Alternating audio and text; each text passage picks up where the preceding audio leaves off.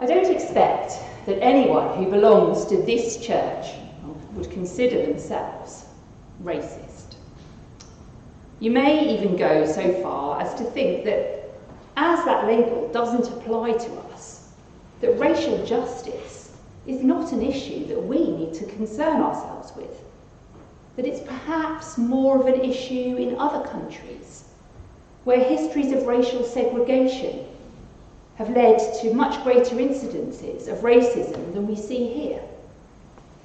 Yet our own British history is a history filled with racial discrimination, our colonialism of much of the rest of the world, and our forcible transportation of black people as slaves across the Atlantic being just two examples.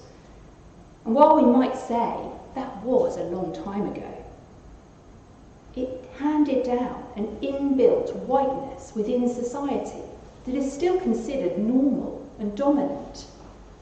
Racism is therefore an unavoidable sin, a wound that seems unable to be healed. Racial Justice Week is an opportunity for us to name this wound and seek to find the balm to begin to treat it. Racial Justice Sunday began in 1995, and the catalyst for this event was the tragic killing of black teenager Stephen Lawrence in Eltham, South London, on the 22nd of April 1993. Stephen was returning home with a friend when he was attacked and killed by a group of white youths. The subsequent police inquiry was seriously flawed. At one point, the police even spied on the Lawrence family. The subsequent Macpherson report concluded that the investigation into Stephen's killing had been marred by a combination of professional incompetence, institutional racism, and a failure of leadership. Specific officers in the Metropolitan Police were named, and the entire force was criticised. The Lawrence family were churchgoers, and they attended Trinity Methodist Church in Plumstead, South East London, and it was this congregation that encouraged the Methodist Church to take an interest in this case. And this is what led to Racial Justice Sunday, initiated by the Methodist Church and then embraced a few years later by churches together in Britain and Ireland. Racial Justice Sunday is now marked by all kinds of churches across Britain and Ireland today, and we are among them.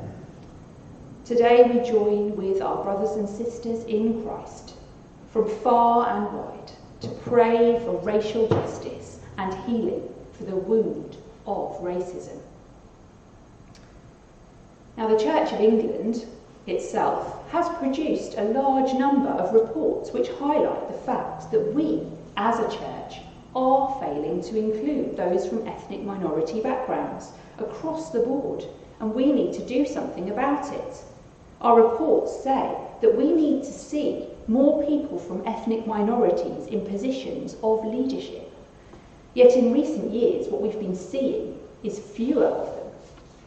A recent BBC Panorama programme told the stories of individuals and the way they've been treated by our church as leaders. All the rejection they'd experienced, being told they just wouldn't fit in or feel at home in certain parishes, or even within the Church of England as a whole, simply because of their race.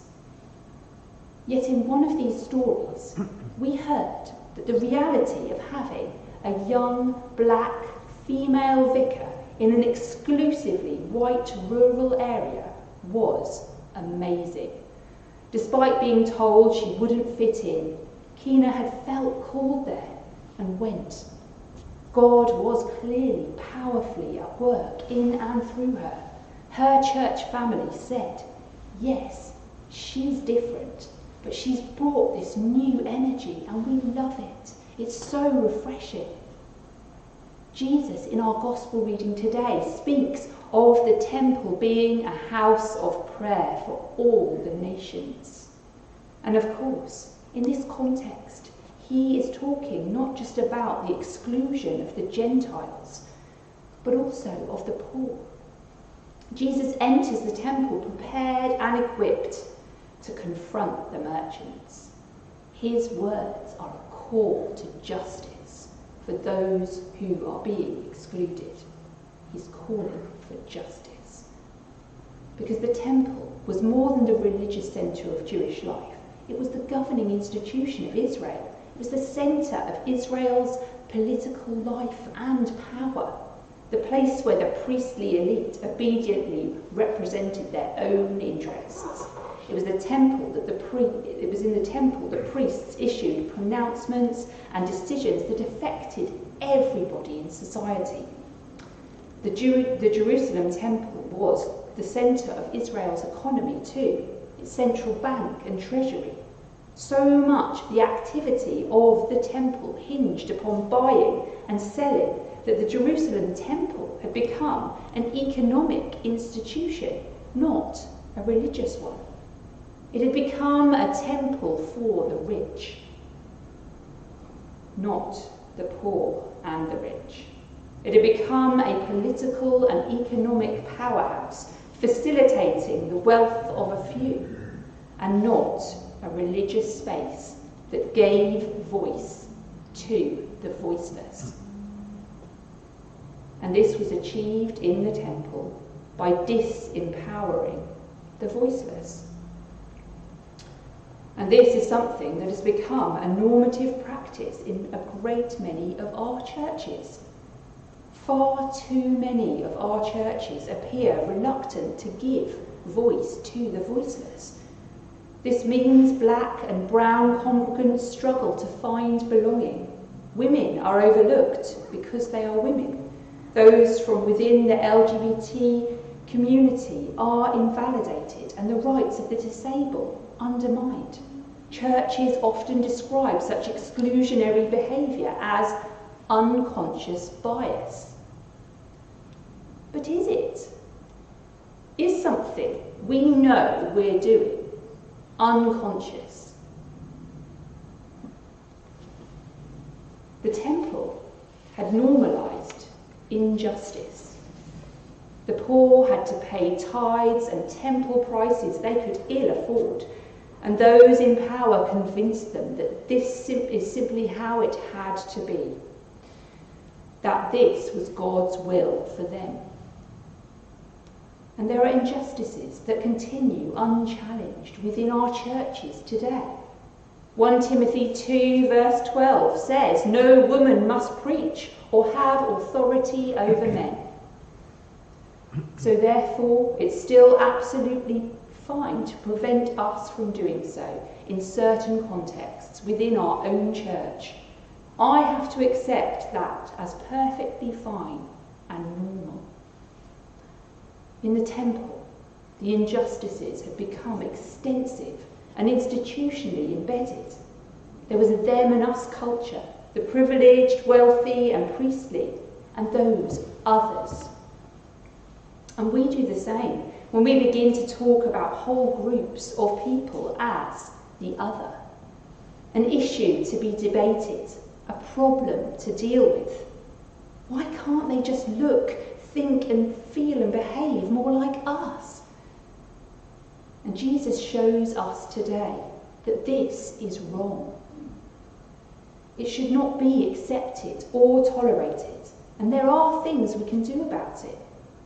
It is my hope and prayer that we would follow Jesus' example and begin to address racial justice in our own lives and in the life of our church. And so I'm going to let my friend, Revd Dr Godfrey Kesari, Vicar of Southwater, have the last word on this today. Here he is. My name is Godfrey Kesari and I love chocolates. One of my favorites is M&M's. I wonder, which color do you think is the most beautiful one? Is it this one? Or the green? Or any other color? The red or brown or blue? I think they are all a bit boring because they are all of single color. Less interesting. I would choose this as the most beautiful one because many colors, their variety is there and it brings a bigger beauty. I also believe that God would choose this one as the most beautiful one because that is the way God created us. Together, we bring a bigger beauty in the eyes of God. Second, I wondered how they would look inside, so I cut them open. In a way, I hoped the blue one would have blue creamy chocolate inside, but I was wrong. It's blue outside and it's chocolate color inside. It's the same with other colors too. And I tried all of them is the same. They are all the same inside. And that taught me that we are the same inside too. God created us. We are fearfully made and wonderfully created. And we are all the same inside. God dwells in us, and in our deepest, innermost being, we are the same. Archbishop Desmond Tutu said, "We are a rainbow people. We are an M&M's people too. We are the same inside." And third, I tasted these M&Ms. I took different colors and tasted them. They all tasted the same. Then I realized it's only a sugar coating outside and the taste is the same.